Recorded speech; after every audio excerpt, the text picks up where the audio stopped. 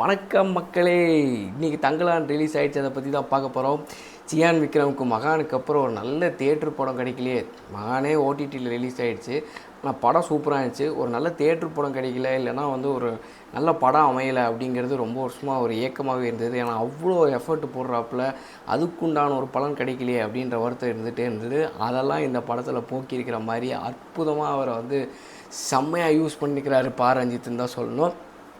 ரஞ்சித் படங்கள்னாலே பொதுவாக அரசியல் இருக்கும், குடியுரிமை பற்றி இருக்கும், நிலம் சார்ந்த பிரச்சனைகள். ஸோ இதெல்லாம் அழகாக டீல் பண்ணியிருப்பார். ஸோ அவருடைய படங்கள்லேயே எப்போவுமே நாங்கள் டாப்பில் அட்டகத்தி, மெட்ராஸு, அதுக்கப்புறம் சார்பேட்டா பரம்பரை இது இருந்திருக்கு. காலா கபாலி ரொம்ப ஆவரேஜாக இருந்தது, நல்லா புகுத்துன மாதிரி இருக்கும். பட் இந்த 3 படமும் எனக்கு ரொம்ப பிடிக்கும். ஸோ அந்த வகையில் தங்கலான் என்னெல்லாம் பேசியிருக்கு அப்படின்றத பார்க்கலாம். ஸோ அட்வான்டேஜஸ் அப்படின்னு சொல்லி பார்த்திங்கன்னா, ஃபஸ்ட்டு எடுத்தோடனே சியான் விக்ரம் தான். சான்ஸே இல்லை. இந்த வயசில் இவ்வளோ எஃபர்ட் போட்டார் அப்படின்னு சொன்னாக்க நம்ம எவ்வளோ எஃபர்ட் போடலாம் அப்படின்றதுக்கு ஒரு பெரிய இன்ஸ்பிரேஷனு. என்ன அப்படியே வாழ்ந்துருக்கிற அந்த கேரக்டரில் ரொம்ப அழகாக பண்ணியிருக்கிற அந்த கேரக்டர். ஸோ விக்ரமோட நிறைய இடங்கள் ரொம்ப ரசித்து பார்க்க முடியாது. இந்த எஸ்பெஷலாக நடக்கிறது, கையில் கம்பு வச்சுட்டு ஒரு 2 தடவை 2 சீனை நடக்கிறார். அந்த மாதிரி ரொம்ப நல்லாயிருக்கு. அந்த வாக்கு ஒரு மெஜஸ்டிக்காக இருக்குது, ஒரு யூனிக்காக இருக்குது அந்த வாக்கு. பில்லாவில் நம்ம அஜித் நடக்கிறத பார்த்துருப்போம், திருவிழாவில் நிறைய பேர் வாக்கு ரஜினியோடதில்.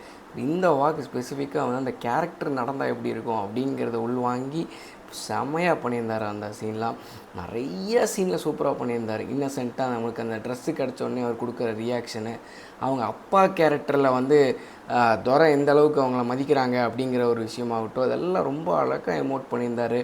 லவ் மேக்கிங் சீன்ஸு சொல்லவே வேணாம், அவ்வளோ கேஷுவலாக இருந்தது. அந்த ரொம்ப அருமையாக பண்ணியிருந்தார் அந்த சீன்லாம். அப்பாவா, ஒரு கணவராக, ஒரு மக்களோட தலைவனாக, இந்த மாதிரி பல ஆங்கிளில் இந்த ஸ்டோரியில் நடிச்சிருக்கிறாரு. உண்மையாகவே நேஷ்னல் அவார்ட் டிசர்வ்டான ஒரு ஆள் தான் கண்டிப்பாக. ஸோ ஒரு பெரிய பாசிட்டிவ். 2வது பாசிட்டிவ் என்ன அப்படின்னு சொல்லி பார்த்தா, ஜிவி பிரகாஷ் இசை அப்படின்னு சொல்லிட்டு பெரும்பாலும் மக்கள் சொல்கிறாங்க. இது என்னோடய வியூ மட்டும்தான், மக்களோட வியூலாம் நான் சொல்ல முடியாது, ஏன்னா அது அவங்க தான் சொல்லணும். ஸோ நீங்கள் கமெண்ட்டில் சொல்லுங்கள். என்னையை பொறுத்த வரைக்கும் ஜிவி பிரகாஷ் மினிக்கி பாட்டு எனக்கு ரொம்ப பிடிச்சிருந்தது. அது ரொம்ப ஒரு மாதிரியான இடத்துல கரெக்டாக ஒரு எனர்ஜியாக இருந்தது. தங்கலானே பாட்டு அது 2ம் நல்லா இருந்தது. எங்கே தேவையோ அங்கே பிஜிஎம் இருந்தது, எங்கே தேவையில்லையோ அங்கே போடலை. அந்த மாதிரி நிறைய சின்ன சின்ன விஷயங்கள்லாம் ரொம்ப நல்லா பண்ணியிருந்தார் GV Prakash. And moreover art work சொல்லவே வேணாம், செட்டெல்லாம் பிரமாதமாக இருந்தது. கேஜிஎஃப் அந்த மைன் மாதிரி பண்ணுறது ரொம்ப பெரிய விஷயம். அதை தாண்டி அது ஸ்டார்டிங் ஸ்டேஜஸில் என்னவாக இருந்திருக்கும், அந்த சுற்றி இருக்கிற டெரெயின் என்னவாக இருந்திருக்கும், அந்த மலை, அந்த பகுதி அதெல்லாம் எப்படி இருந்திருக்கும், நார்த் ஆர்காட் எஸ்பெஷலாக காட்டுறாங்க, அது எப்படி இருக்கும்லாம் காட்டினார். ஸோ ப்ரில்லியண்ட் ஆர்ட் ஒர்க்கு, அதுலேயும் எந்த சந்தேகமும் கிடையாது. ஸோ அதே மாதிரி ஆக்டர்ஸ், எல்லா ஆக்டர்ஸுமே வேறு லெவல் பர்ஃபார்ம் பண்ணியிருக்கிறாங்க. ஒருத்தர் கூட சளைச்சவங்க கிடையாது. இந்த ஆடியோ லான்ச்லலாம் சொன்ன மாதிரி எல்லாருமே செம்மையாக பண்ணியிருக்கிறாங்க. ஒரு குறை கிடையாது, அவ்வளோ நல்ல performance. So performance wise top டக்கராக இருந்தது.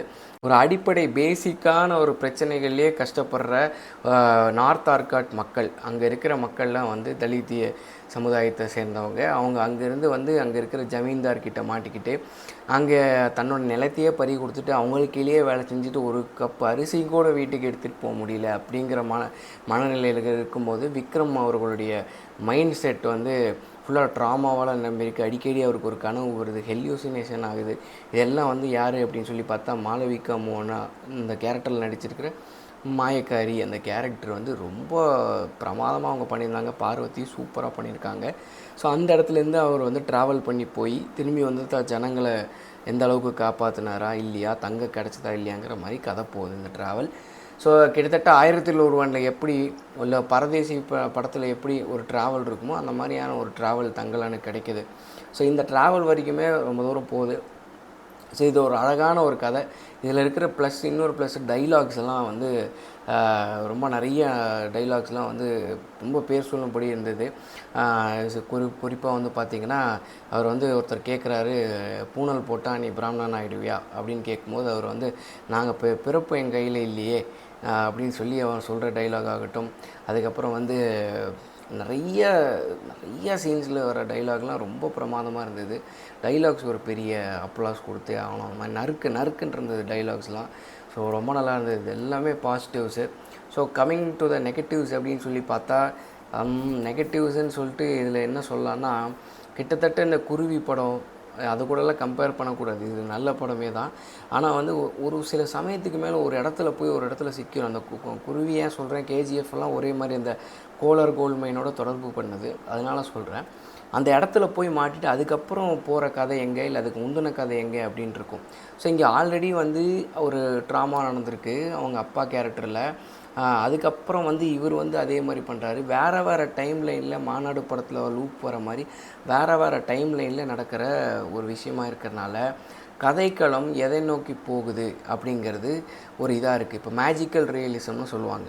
ஸோ மேஜிக்கல் ரியலிசம்ன்றது எல்லாராலையும் புரிஞ்சுக்க முடியுமா? நீங்கள் சாமானியனை பற்றி ஒரு படம் எடுக்கிறீங்க இல்லையா, ஒரு ஒரு பாமரனை பற்றின படம் பாமரனுக்கே புரியல அப்படின்னா அந்த கருத்து யாருக்காக அப்படின்ற ஒரு கேள்வி வருது. ரெண்டாவது விஷயம் என்ன அப்படின்னாக்க, இப்போ வந்து கேஜிஎஃப் ஸ்டோரி எல்லோரும் என்ன மைண்ட் செட் பண்ணிட்டோன்னா, பரதேசி படத்தில் வந்து அந்த கேஜிஎஃப் கோல்டு மைனை சுற்றி இருக்கும், அங்கே தமிழர்களை கஷ்டப்படுத்துவாங்க, அதை மீறி எப்படி ஒரு ஜெயிச்சு கொண்டு வந்தார்னு நினச்சி போய் உட்காந்துருப்போம். பட் இந்த ட்ராவல் தான் அது கதை.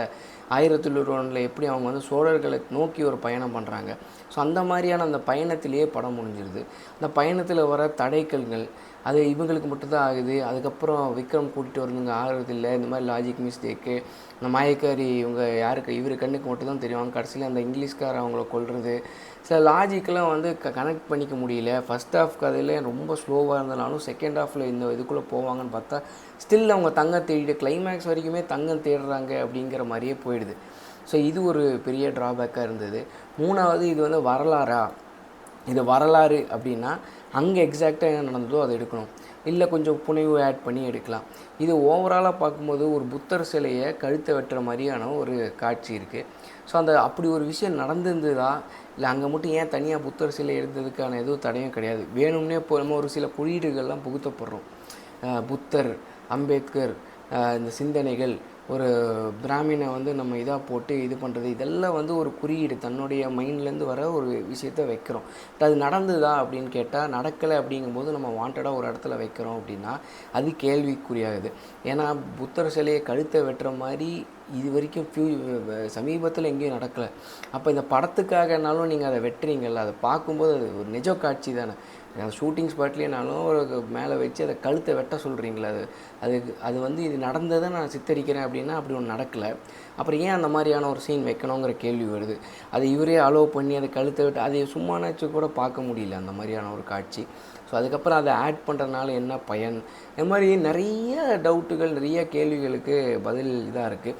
நண்பருக்கு சொன்ன இந்த கதையை எப்படி பார்க்கணுங்கிறத, ஒருவேளை இது வந்து எப்படின்னா விக்ரம் வந்து தங்கலானுங்கிறவருடைய முப்பாட்டன், அதுக்கும் பாட்டன் அவங்க தான் நியமிச்சிருக்காங்க. யாருன்னா ஆரணி அப்புறம் ஆரத்தி, இவங்க 2 பேர் தான் வந்து அங்கே அப்போ இருந்த அரசர்களால் நியமிக்கப்பட்டவங்க. இப்போ அது அவங்க புத்தர் எதுக்கு இருக்காருன்னா பொண்ணால் தான் பிரச்சனை, அது ஒரு தங்க பேன்றதை காட்டுறதுக்கு தான். ஸோ அவங்க 2 பேரும் இந்த காட்டையும் இந்த இதையும் பாதுகாக்கிறதுக்காக தான் அங்கே வைக்கப்பட்டிருக்காங்க. ஸோ அதுக்கப்புறம் அவங்க இறந்துடுறாங்க. அது காலங்காலம் மாற மாற மாற அந்த தங்கத்தை எடுக்கிறதுக்காக விக்ரம் வந்துக்கிட்டே இருக்கார். இன்னொரு பக்கம் பார்த்திங்கன்னா இந்த ஆரத்தின்றவங்க தடுத்துக்கிட்டே இருக்காங்க. இது லூப் மாதிரி போயிட்டே இருக்குது. ஒரு சமயத்துக்கு மேலே விக்ரம் அந்த சீனை உணர்றது சூப்பராக இருக்குது. பட் அதுக்கப்புறமும் வந்து இதுக்கு மேலேயும் எனக்கு புரியுது, நான் தான் இதை பாதுகாக்கணும்னு, இதெல்லாம் எனக்கு தெரிஞ்சிருச்சு. ஆனால் எனக்கு ஒரு வழி இல்லை, என் சமுதாயத்தில் நான் வர்ணாசிரம அடிப்படையில் நம்ம தாழ்த்தப்பட்டவனாக பார்க்குறேன், எனக்கு ஒரு வழி இல்லை அப்படின்னு அவர் சொல்லும்போது அவங்க போய் எடுத்துக்கோ, இதனால் உனக்கு பிரச்சனை தான் வரப்போகுதுங்கும் போது அது தோண்ட ஆரம்பிக்கிறாங்க. அங்கேயே முடிஞ்சிருது, போய் தங்கத்தை எடுக்கிறாங்க போது.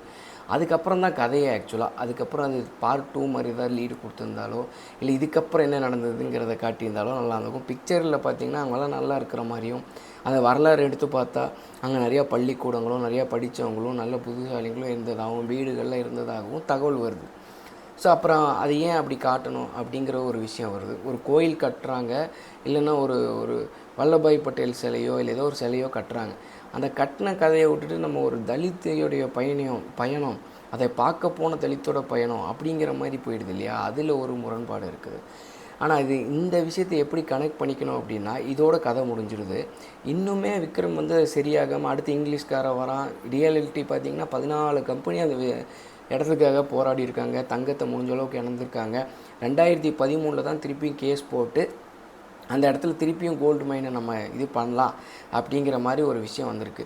ஸோ அவங்க வந்து ராக்கி பாய் வரைக்கும் வந்திருக்காங்களா அப்படி ஒருவேளை புரியல படம் அப்படின்னா யோசிச்சு பாருங்கள். விக்ரம் வந்துக்கிட்டே இருக்கார், வேறு வேறு ரூபத்தில் தங்கத்தை எடுக்க யாருக்கா ஹெல்ப் பண்ணிட்டே இருக்கார், ஆரத்தி தடுத்துகிட்டே இருக்காங்க. இந்த ரொட்டீனில் பார்த்தீங்கன்னா யாஷ் வந்து இந்த ஜென்ரேஷனுக்குன்னு வச்சுக்கோங்களேன், ஒரு சுதந்திரம் கிடைச்ச டைமில் வந்து அந்த இது வருது, அந்த கேஜிஎஃப்ன்ற படம். ஆனால் அது ஃபுல்லாக புனைவு, அதெல்லாம் தாண்டி அது தமிழர்களை மறுக்கப்பட்டிருக்கு அந்த படத்தில், பெருசாக காட்டப்படலை. ஸோ யாஷ் பாயே வந்து கேஜிஎஃப் தங்கலானுடைய ஒரு எக்ஸ்டெண்டட் வெர்ஷன், அவரோட வெர்ஷன் கடந்து ஏன்னா அவங்க அம்மா இருக்காங்க, அவரும் இஸ்லாம்லேருந்து வராரு. ஸோ அது காட்டாமல் காட்டியிருக்காங்க, ஒரு மாஸ் மசாலா படம். பட் ஸ்டில் இது வரைக்கும் போகும். அவரும் வந்து தங்கத்தை தான் எடுக்கிறாரு, அதை தடுக்கிறது இன்றைக்கி வந்து பார்ட் 2ல் ஒரு பொம்பளை தடுக்குது அங்கே இருக்கிற இது. ஸோ இந்த மாதிரி ஒரு ஆங்கிளில் அப்ரோச் பண்ணிங்கன்னா ஒருவேளை உங்களுக்கு படம் புரியறதுக்கு நிறையா வாய்ப்புகள் இருக்கும். இதுதான் கதை, இது ஈஸியாக தான் இருக்குது புரியறதுக்கு, இது ஏன் புரியலன்றது எனக்கு தெரியல. ஸோ இது வந்து புரியாமல் ஒரு எல்லாருக்கும் ஜனரஞ்சகமாக புரியாதனால இது ஒரு மைனஸாக பார்க்கலாம்.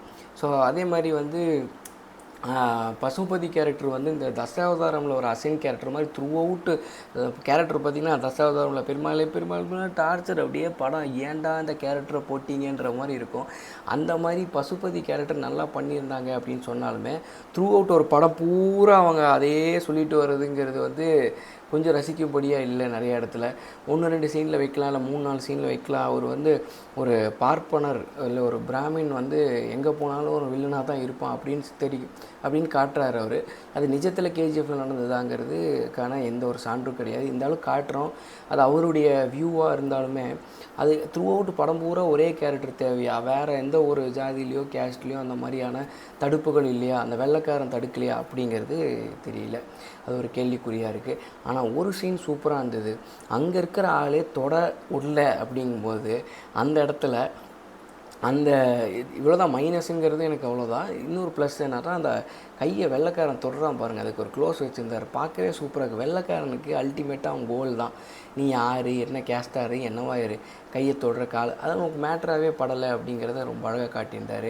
எஸ்பெஷலி இந்த ப்ளவுஸ் மேட்ரு, ஒரு ஜாக்கெட்டு போடணுங்கிறதுக்காக அவங்க எத்தனை வருஷங்கள் காத்திருக்க வேண்டியது, அது எவ்வளோ பெரிய விஷயங்கிறதையும் ரொம்ப அழகாக காட்டியிருந்தாங்க. ஸோ இந்த மாதிரி நிறைய ப்ளஸ்ஸுகள் இருக்குது. தாராளமாக படமாக பார்த்தா ஒன் டைம் வாட்சபிள்.